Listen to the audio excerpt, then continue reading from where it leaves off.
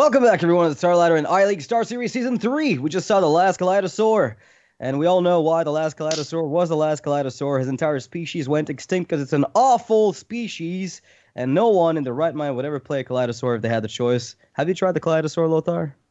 No, my quest already went extinct. I got it in the pack, and then it just disappeared. And I'm like, oh, makes sense, right?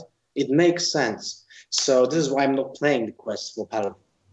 I was so hyped, but I was bummed out at the end of the day, which was a little bit unfortunate. So, we're going to be moving on to the second match of the day. We just saw RDU completely ruffle stomp show. I mean, we're talking about a 3-0 that took exactly something like 20 minutes at most, maybe 15. It went really quick. That J Druid stood no chance.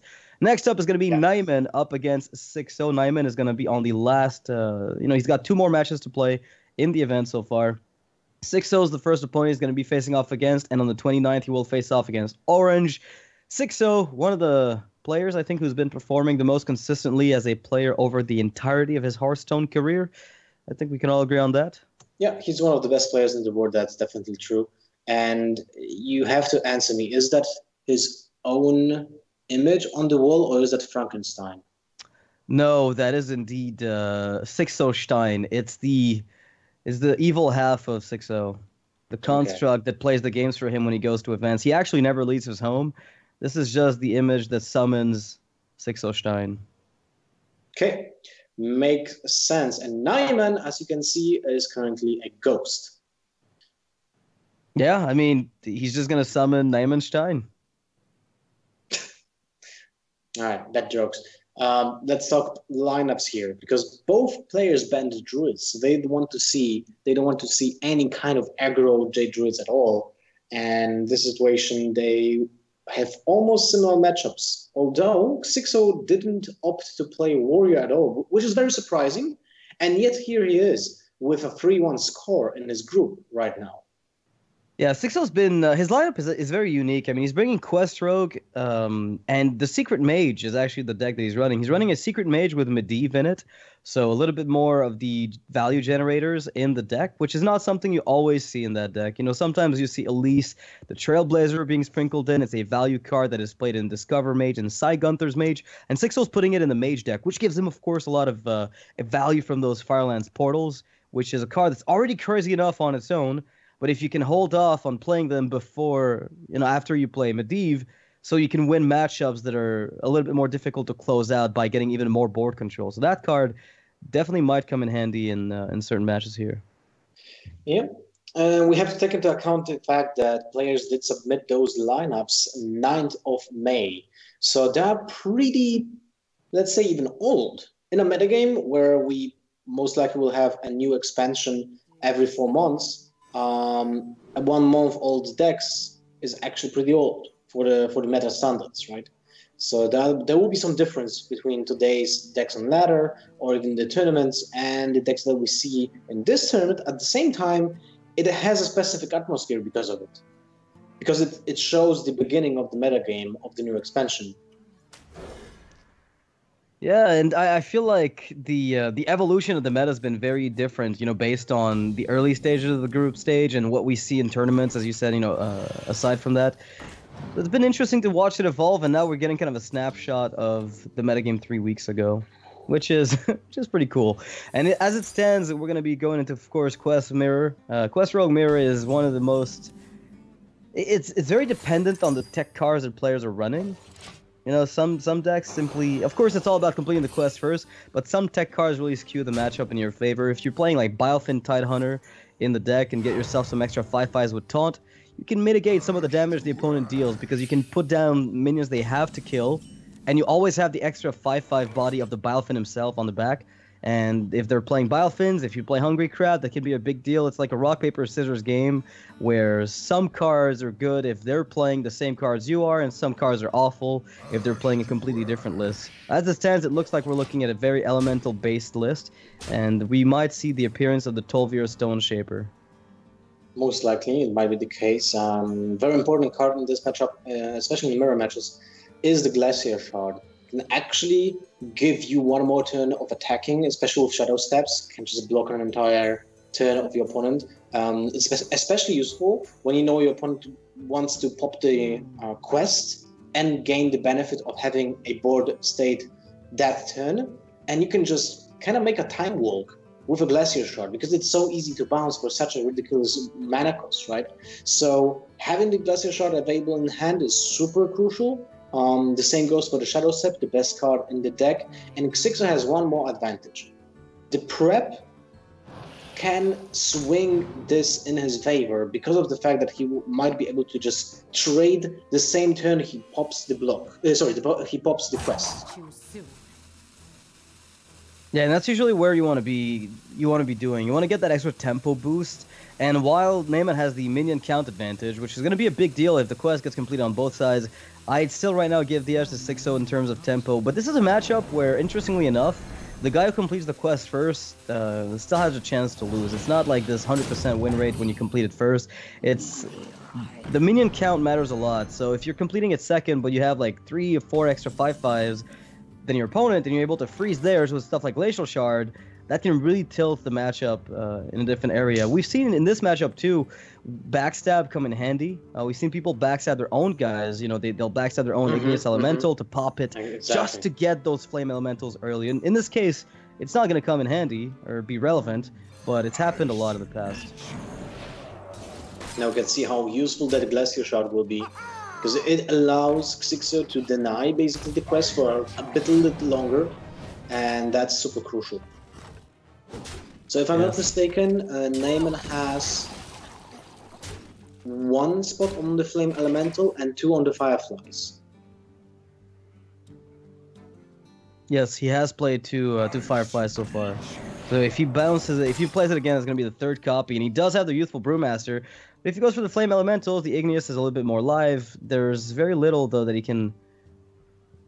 they can do that doesn't hurt here. Because if you expand on the board too much, then you're leaving yourself vulnerable to trades, and you're not going to have a high enough minion count to get that quest online. And that the key here is just denying the other player's Igneous from popping. So, which is not tough to do. There's it isn't.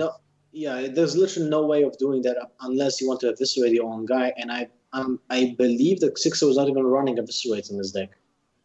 No, I don't think so. I'd be very surprised if he did. And before Elven Archer comes out, surprise. Wow. It's a 1-drop. Let's go. It's a 5/5. In a world where Hunter will make a comeback, you can actually might start seeing Elven Archer in Quest World. Yeah, that'd be pretty crazy though. I mean, can you imagine? People said Stone Toss Bow would never see play. Alright, so as it stands, the Glacial Shard dying for Xixo is a pretty big deal because it means that he won't be able to prevent that Igneous from triggering. So he knows that Naiman will have the quest available earlier than he does. The issue is Naiman's health total is dipping a lot lower than he'd like at this point, and even if the quest is completed by Naiman, Xixo's got a really big roadblock in the way. This 3/5 is going to soak up the minion attacks that are small. It's going to at least connect once to the face, and that means that Xixo might even be able to push enough damage and complete the quest fast enough with that prep to get the killing blow. He only needs to hit 4 times with minions. That is true. That's not a lot. That is actually ridiculously small amount of damage when you consider the fact that a single minion with charge deals, when it's getting popped and bounced, it deals actually 10.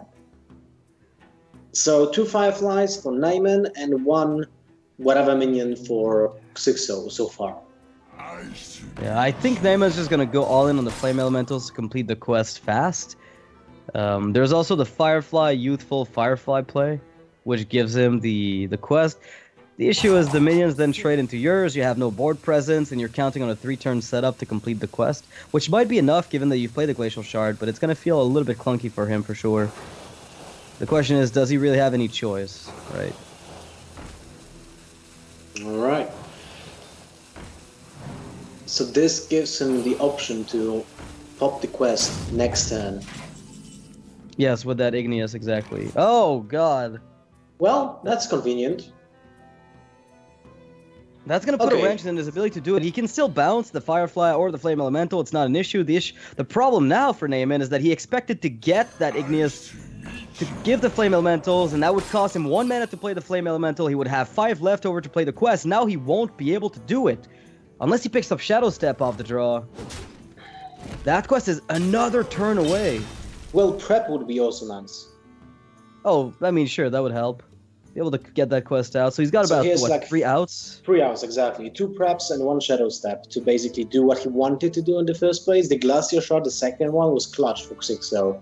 Such an impressive card. One of the best cards in the set, I would say. Although it's only seeing play right now in one archetype, but it's just a 1-drop that has such a powerful ability. Might just see play in the future of Hearthstone just because of that powerful effect. I mean, I'm not even surprised that the card is, playable, but I had not anticipated it would be played in a deck like this. A lot of people were theorizing, oh, Quest Hunter and Zoolock. Yeah, it's an anti-tempo card. Yeah, never mind. If I can kill you with 5/5s, I'll freeze your board while I do it. And this card's been magnificent in Quest Rogue. I think it was one of the big surprises of the set. A lot of people underestimated it by far, but it probably stems from the fact that people underestimated the Quest deck to begin with. Well, people also underestimated Spikered Steed, and that was pretty surprising for me. But it did happen. It was kind of weird. Because on paper, actually, the only downside is the fact that you need to have a minion already on board. But other than that, the card seems ridiculous on the paper.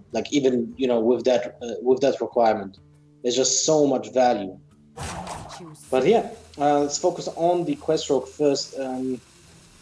It's not an easy decision to make.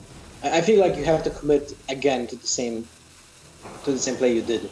So just go wide on board and hope for the quest next time, right? Yeah, you've got no choice, and the worst part here for Naiman is that he's not able to stop that Igneous from popping.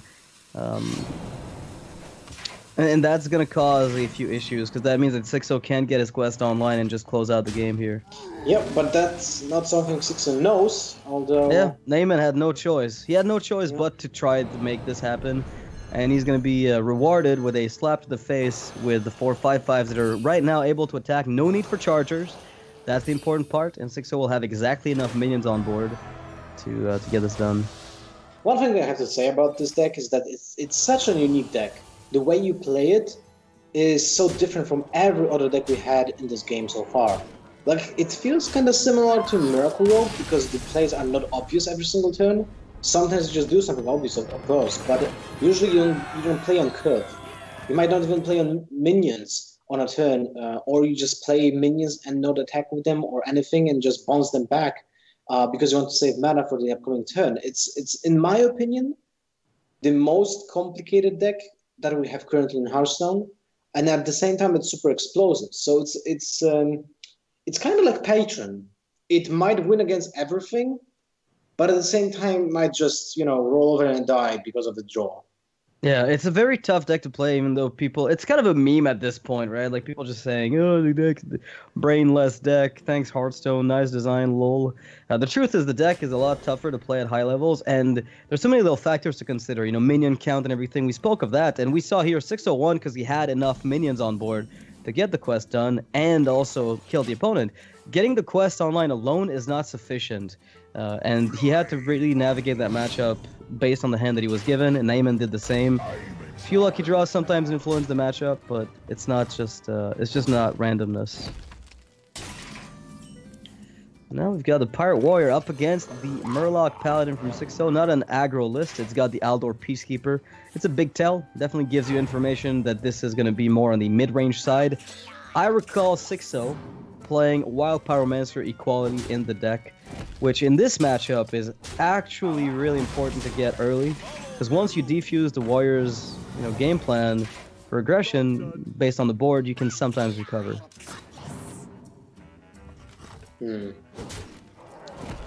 Well, it's still a very strong opening for Naiman in this situation, like turn 2 Cultist into turn 3 Cultist, which turns the worst possible weapon in your deck into a Fury Vorax is a big swing when it comes to the tempo that you can generate. Because basically you didn't... you saved around 3 mana by doing that. And you still push the tempo in the upcoming turns. So it's nuts when you think about it. Yeah, it's the ability to transition, from the N'Zoth's First Mate. So N'Zoth's First Mate on its own is a good card. I mean, it's definitely one of the best openers you can have in the deck. But if you combine it with Bloodcell Cultist, on the coin, it's amazing. You combine it with South Sea Captain on the coin, it's amazing. Like getting the 2/1/1s on the board, generating tempo that way, using the hook as removal against board-centric decks, it's a big deal. If you get the Cultist against a deck that doesn't play for board, it's not that great. Like, you'd rather get South Sea Captain to push, you know, the immediate damage with more board development. But when you're getting the Cultist on that hook against a minion-based deck like the Paladin one, you're getting even more mileage out of the weapon, and that's absolutely crucial in order to win this. And Naiman still has a lot here to push with. 3 weapons in hand's a bit clunky, but it guarantees an eventual lethal. Yeah, I mean, with this kind of board, you don't really mind having multiple weapons in your hand. You already have board control, and still have 2 finishers basically, because Corcoran and Leroy Jenkins have that, let's say, role in this situation. So the question is just how much do you want to overextend into it?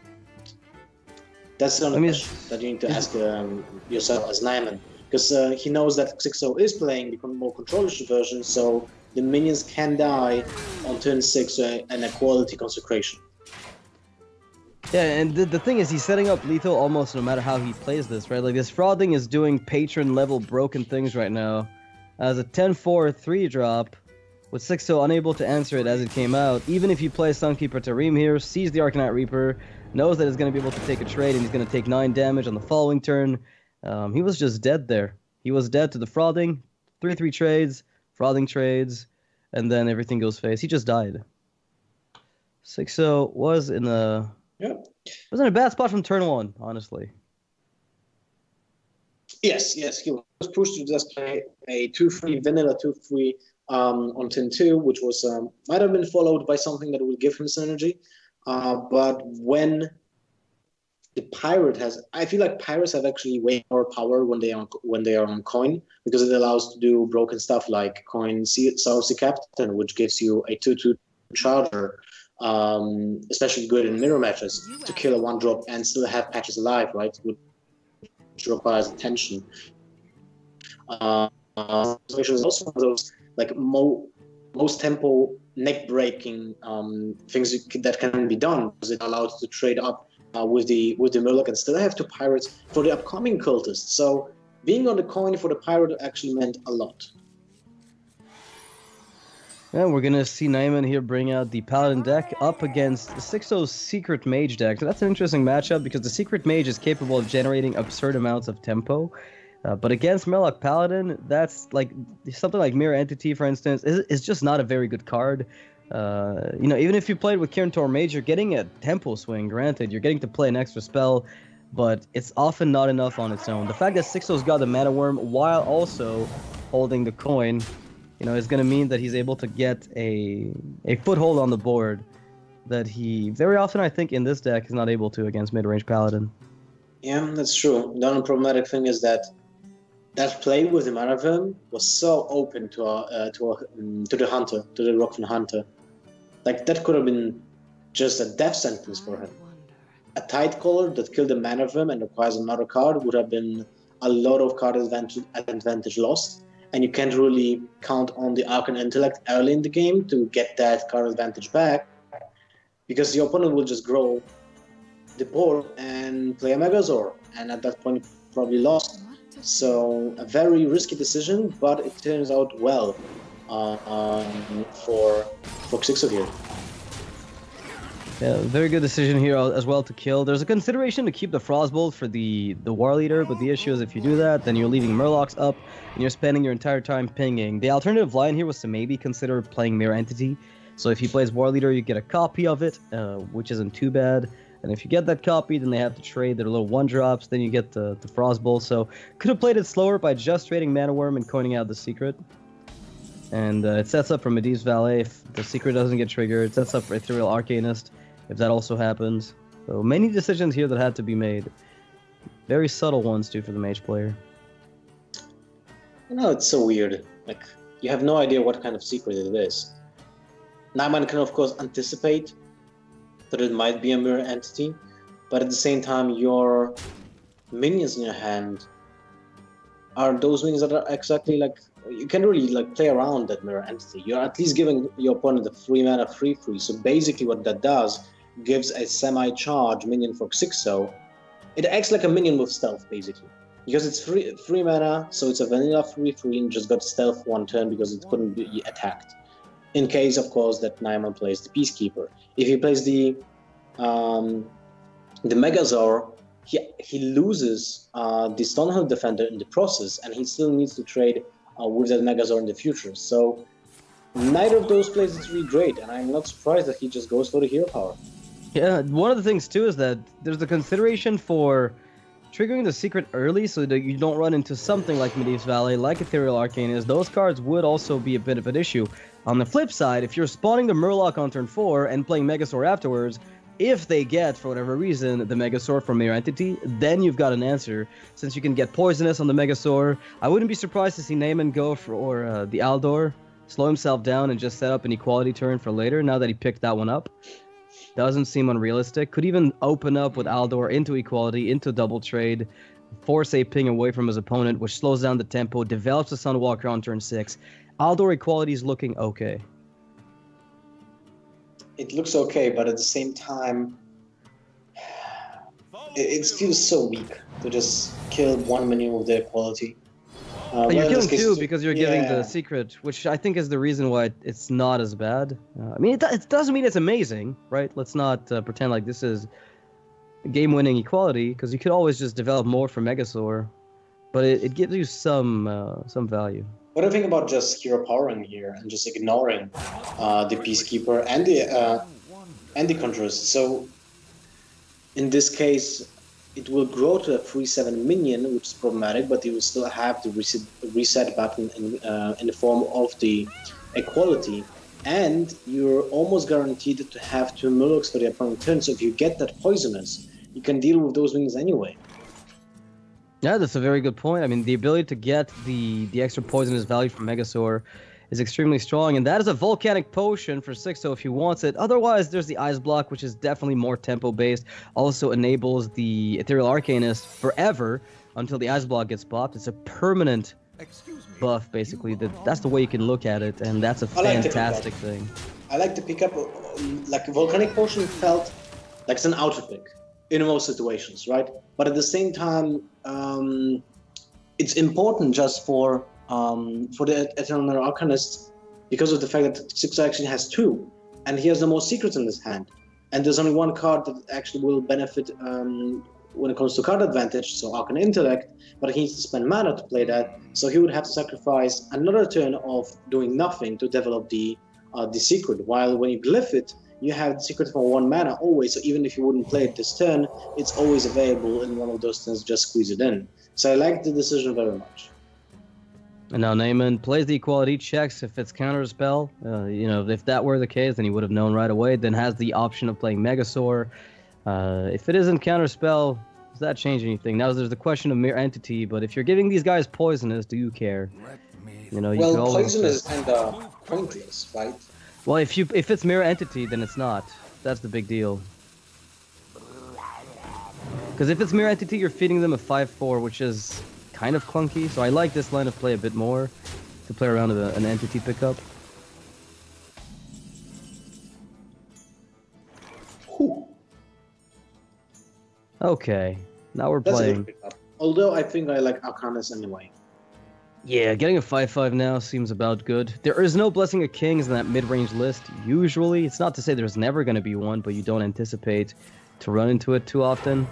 So, Spiker's Tea doesn't kill your 5/5 on its own. Man, the opponent would still need more. Eternal Arcanist just brings so much memories. I remember when I played it in Xixo Cup in 2015, I think. And I was like... I actually went out of the groups without losing a game with that mage. I was so far down the road. You know what's funny is I remember the days where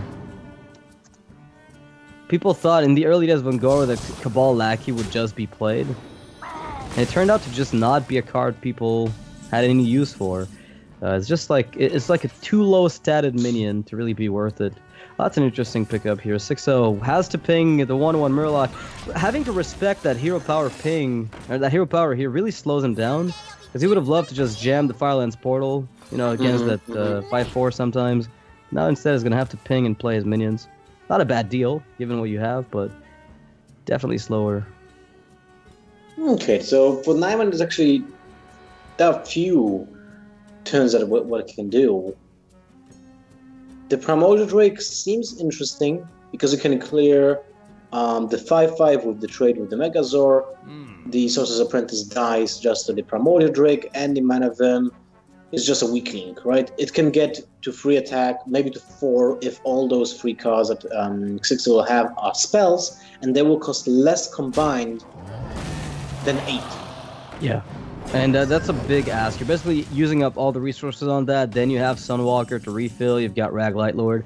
So even if he gets what he wants, usually you're going to be okay. And Xixo does pick up a Glyph, though, and that could open up some opportunities. Firelands Portal from it would be insane.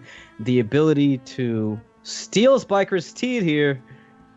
That's even better. Wow, that's actually nuts. Holy moly. And there's no other card in Naiman's deck, if I'm recalling it correctly, that plays around Spellbender. So that Spikerid Steed, if it will get played, might just give Xixo something to win the game. I don't think Naiman's going to play into it, though. It's one of those things where, unless you're forced to do it against Mage, you just never do. He has checked for Counterspell. He has checked for Mirror Entity. He's checked for a variety of cards like Potion of Polymorph. Just played around it, by the way, by jamming this little 1/3. But there's no need to play into Spellbender unless you're on lethal, and you then have a chance to die. Yeah, or you just have possibility to kill both the Stagadon and the Rider at the same time. Right. And that's actually possible with this setup. With the Rag and the Primordial Drake already online, next in you can just play Spikerid Steed into True Silver Champion in case your opponent has the Spellbender.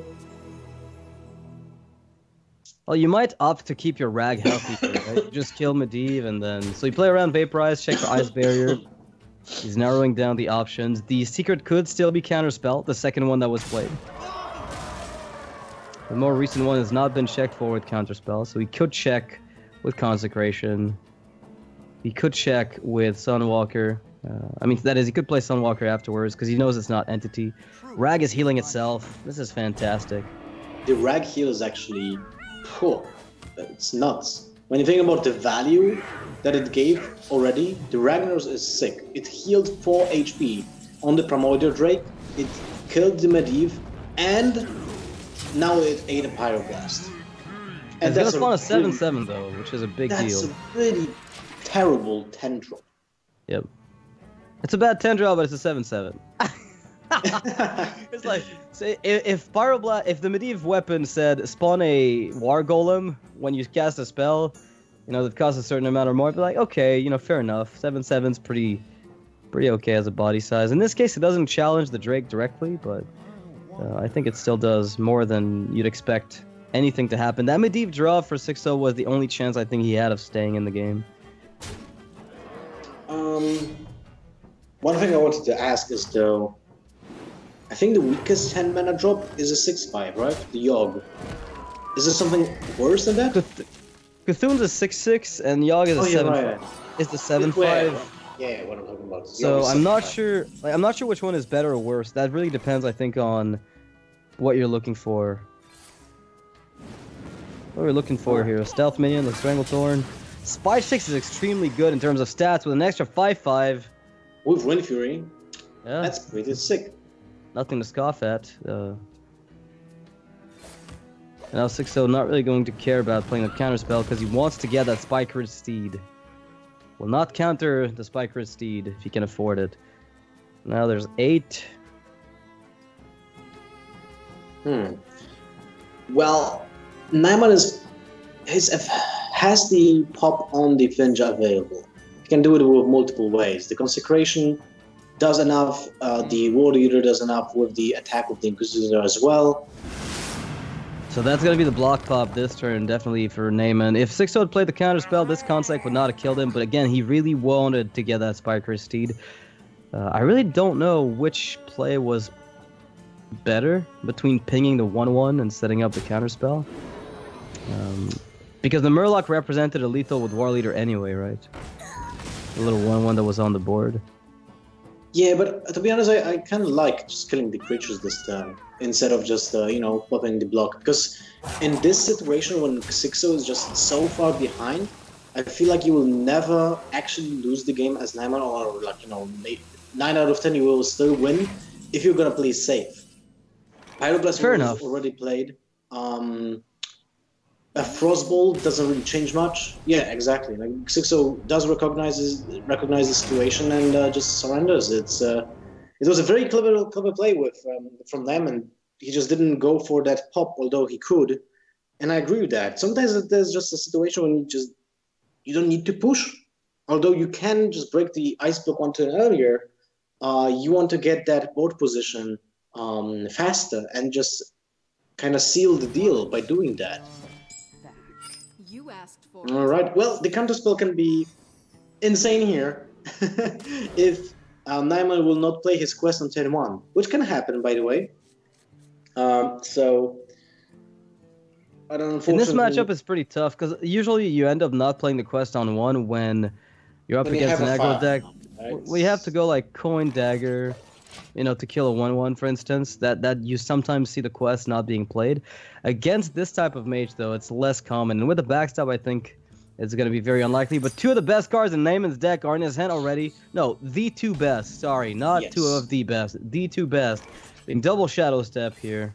But the minion count is awfully low. He's going to have to find something more to get this quest to really just win the game.